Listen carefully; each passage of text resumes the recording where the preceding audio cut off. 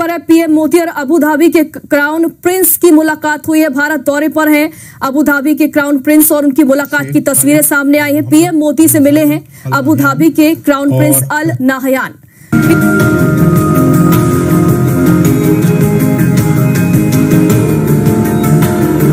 हमें ये सोचने की जरूरत है कि एक इस्लामिक स्टेट है, मुस्लिम स्टेट है, वो इंडिया वालों को प्रेफर कर रहे हैं और ठीक है, करें, उनकी अपनी मर्जी है, कोई मसला नहीं है, उन्हें अपने बेनिफिट्स देखने हैं। लेकिन पाकिस्तान में तो पाकिस्तानियों के लिए तो वीजे बंद कर रहे हैं। मुत्तहिदा अरब इमारात में ये तो नहीं कहूंगा कि वो हलीफ बन गए इंडिया के, लेकिन उन्होंने ये जरूर कहा कि पाकिस्तान के साथ तो ताल्लुकात हमारे हैं, लेकिन हम अब इंडिया के साथ भी बनाएं और बाकी दुनिया के साथ भी बनाएं। लेकिन अफसोस की बात यह है कि हमारे यहाँ इंडियंस जो है वो कोशिश कर रहे हैं इसको इस्तेमाल करने की, कि जैसे ये यूएई को उन्होंने पाकिस्तान के खिलाफ कर लिया है। कश्मीर में और भारत के अंदर जो सोल्यूशन इंडिया ने निकाला है भारत ने, वो ये था कि वहां पे सऊदी अरेबिया और यूएई को इन्वॉल्व कर दिया इन्वेस्टमेंट में। अब उसका इनडायरेक्ट ताल्लुक देखा जाए तो वो क्या है, आपको सारे कर्जे जो है सऊदी अरेबिया और यूएई से आ रहे हैं, तो आपको भारत को ये कहने की जरूरत नहीं पड़ेगी कि कश्मीर और उस साइड पे क्या हो रहा है, वो आपको सऊदी अरेबिया और यूएई कह देगा, क्योंकि आप उनके कर्जदार हैं। नरेंद्र मोदी अपना इफेक्ट बढ़ा रहे हैं मुस्लिम दुनिया में भी। मेरे ख्याल से ये मजहबी पॉइंट ऑफ व्यू से ज्यादा एक उनकी कामयाब फॉरेन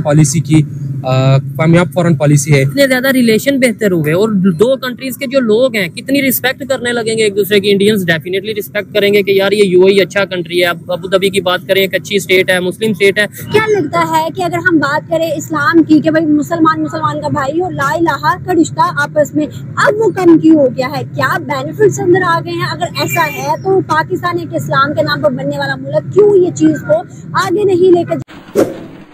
आपने सबसे पहले घबराना नहीं है, बाहसियत कौम हम इसका मुकाबला करेंगे। उसकी क्या रीजन है, किस वजह से वहाँ पे यूएई हो या सऊदी अरेबिया हो, तुर्की हो, इवन अफगानिस्तान की बात कर लें, वो उनके साथ रिलेशन मुस्लिम कंट्रीज कर रहे हैं। इसमें पहले तो बहुत चीजें डिपेंड करती हैं, लेकिन एक चीज तो इसमें ये होगी कि पॉलिटिकल स्टेबिलिटी, जिस तरह इस भाई ने बात की है, कोई भी हमारे साथ कॉन्टेक्ट करने आता है उसको यही नहीं पता कि कॉन्टेक्ट चलेगा कितने टाइम तक। ठीक है, अगर आप इंडिया की बात करें 1995 से आई थिंक या 1998 के बाद से वो आईएमएफ के बाद गए ही नहीं है, आईएमएफ के बाद गए ही नहीं है। 93 के बाद आएगा। ठीक है, तो उन्होंने जो अपना सारा अपनी इकोनॉमी है उसको इतना स्टेबल कर लिया कि जब जिस तरह आप देखें एप्पल भी वहाँ पे इन्वेस्ट कर रहा है इतना ज्यादा, टेस्ला वहाँ पे आ रहा है। वो इस वजह से आ रहा है कि वो देख रहे हैं कि इन लोगों ने, एक तो वो मोदी जिस तरह का भी बनना है लेकिन वो इंडिया के लिए बहुत बेहतर है। ठीक है, वो अपनी गाड़ियां बना रहे हैं, इवन दो कि वो मेड इन इंडिया में कर रहे हैं। यहाँ पे एक आल्टो की कीमत जो 27 से 30 लाख है, वहाँ पे वो 6-7 लाख रुपए में मिल रही है।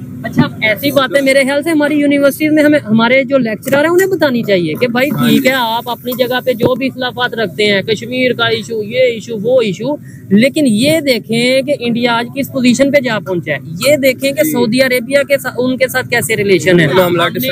हमने तो ये कह दिया कि भाई इंडिया के साथ हमने ट्रेड बंद कर दी इस रीजन से कि कश्मीर पे जुल्म ये है वो है। सऊदीया या यूएई क्यों नहीं कहता? क्या उन्हें जुल्म नहीं नजर आ रहा? अगर होता है तो उन्हें भी तो नजर आना चाहिए। बाकी ये जो सारा होता है ना, ये सारा इनका अपना मफाद होता है। ये उन चक्रों में ना सारे पैसे खा रहे होते हैं कि हम ये कर लें, हम ये कर लें। ये दोनों कंट्रीज आपस में मिलके आपको मैं एक अभी एग्जांपल देता हूँ। सऊदी अरब है, ठीक है, उसने इसराइल को तस्लीम किया हुआ है। ठीक है, जिस तरह का इसराइल जुल्म कर रहा है फलस्तीन पर, पूरा 1 साल हो गया। बिल्कुल, तो कहाँ है वो हमारा इस्लामी मुल्क, बरादर मुल्क?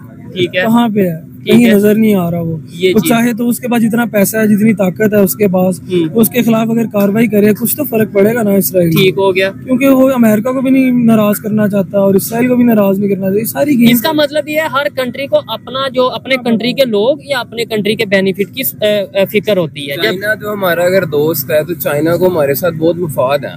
वो अपने मुफाद की वजह से दोस्त है। अगर वो यहाँ पे इन्वेस्टमेंट कर रहा है, वो यहाँ की सड़कें यूज करेगा, ट्रांसपोर्ट इतना बचाएगा, वो अपने मुफाद, अपने मार्केट यूज करेगा सारी, और वो आपको पैसा भी लोन पे दे रहा है सारा सीपैक का। मतलब आप उनको अपनी जगह भी दे रहे हो और उनसे ही उधार ले रहे हो, जो आपने सूद की सूरत में इतने वापस देने हैं। और उन्हें शायद पता है कि कल को ये दे नहीं पाएंगे। कश्मीर में और भारत के अंदर जो सोल्यूशन इंडिया ने निकाला है भारत ने, वो ये था कि वहां पे सऊदी अरेबिया और यूएई को इन्वॉल्व कर दिया इन्वेस्टमेंट में। अब उसका इनडायरेक्ट ताल्लुक देखा जाए तो वो क्या है, आपको सारे कर्जे जो है सऊदी अरेबिया और यूएई से आ रहे हैं, तो आपको भारत को ये कहने की जरूरत नहीं पड़ेगी की कि भाई मुसलमान का भाई और ला इलाहा का रिश्ता आपस में, अब वो कम क्यों हो गया है? क्या बेनिफिट्स अंदर आ गए हैं? अगर ऐसा है तो पाकिस्तान एक इस्लाम के नाम पर बनने वाला मुल्क क्यों ये चीज को आगे नहीं लेकर जा रहा? क्यों हम यूरोप या फिर अपने ही पड़ोसियों के साथ ताल्लुकात बेहतर नहीं बना रहे? नहीं, आप उस चीज को देखो ना, तो आज का जो भी रिलेशन और इंटरेस्ट का रह गया वो पाकिस्तान ला इलाहा इल्लल्लाह वो बातें अब खत्म ही हो गई। क्योंकि हम कुछ अर्सा पहले भी देखें तो आप देख लो कि इंडिया वाले सही तरह से हमारे साथ डील नहीं कर रहे, बाकी ममालिक के साथ भी। लेकिन जो दुबई या सऊदीया में बुला के उनका जो मोदी है उसको सही तरह से क्राउन पहनाया गया या उसको सही तरह से यानी सेहत अफजाई की गई है, सॉरी सेहत अफजाई, इज्जत अफजाई की गई है। तो इस तरह अच्छे खाने भी खिलाए गए नहीं, इज्जत अफजाई भी उनकी की गई है ज्यादा। तो इस लिहाज से इंटरेस्ट का रिलेशन है, जहाँ पे उनका बिजनेस या कोई चीज रन करे तो उसी तरफ ही जाएंगे। ये चीज अब बहुत दूर रह गई। अगर आप ला इलाहा इल्लल्लाह वाला रिश्ता देखें तो हमारे फलस्तीनी भाई कितना अर्से मुश्किल में, लेकिन कोई उस तरफ नहीं बढ़ रहा।